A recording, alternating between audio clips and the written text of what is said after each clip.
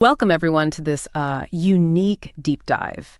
Today, we're doing something a bit different, not sifting through dense research or, long articles.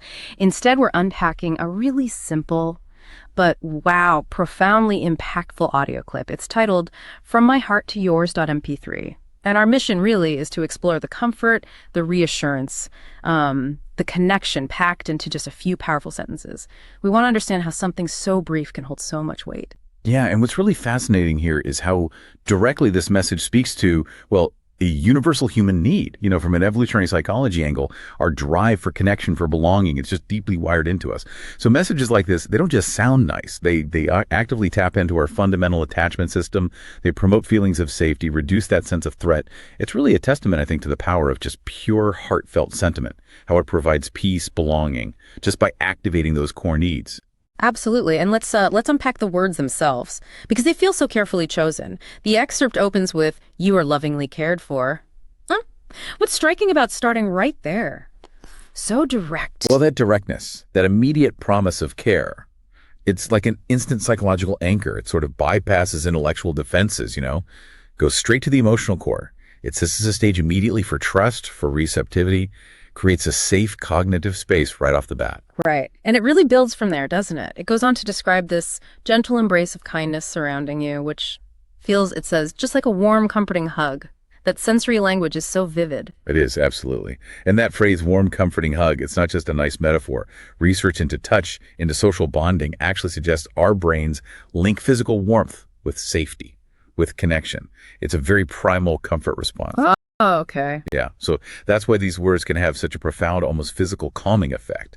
It's a type of cognitive framing where words evoke really strong sensory and emotional experiences. So it's tapping into something almost biological, not just a feeling. Then the excerpt really broadens the scope of that care. It mentions hearts that hold space just for you. That sounds like deep empathy. And hands that want to support you, which feels more practical, like offering help.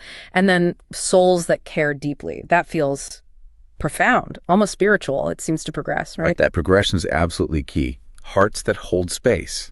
That speaks to active listening, that non-judgmental presence. It creates a safe container for your emotions, being seen, being heard, without someone trying to fix it. Right, just being held. Exactly. Then hands that want to support you adds that practical layer, the tangible side of care, knowing help is there if you need it. And finally, souls that care deeply. That elevates it. It points to this unconditional level of acceptance, of belonging.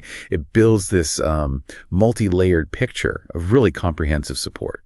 It really does cover all the bases. Wow. And then it brings it all together with that powerful reminder you are never alone on this journey. It feels like it weaves all those threads into one big warm blanket of reassurance. Precisely. That final statement, it integrates everything that came before. It directly counters that universal human fear of isolation. Yeah. By laying out this whole spectrum of care, emotional, practical, spiritual, decision, it creates this really robust sense of social support.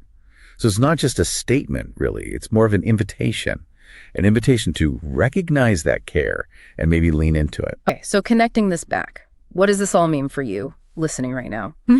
This message, it encourages you to embrace this care with an open heart and let it fill you with peace. So consider how actively acknowledging and maybe truly receiving that kind of care, whether it's from others or even, from your own self-compassion, how that could actually shift your daily experience. Yeah, if we think about the bigger picture, the core takeaway is that you're cherished and tenderly cared for. And that receiving this care, it's an active thing. It's not passive. It involves recognizing your own worth and kind of participating in the support that's available. So final thought maybe. How might you invite more of that warm, comforting hug into your life? Think about where you might find those hearts that hold space or those hands that want to support you. Maybe it's friends, family.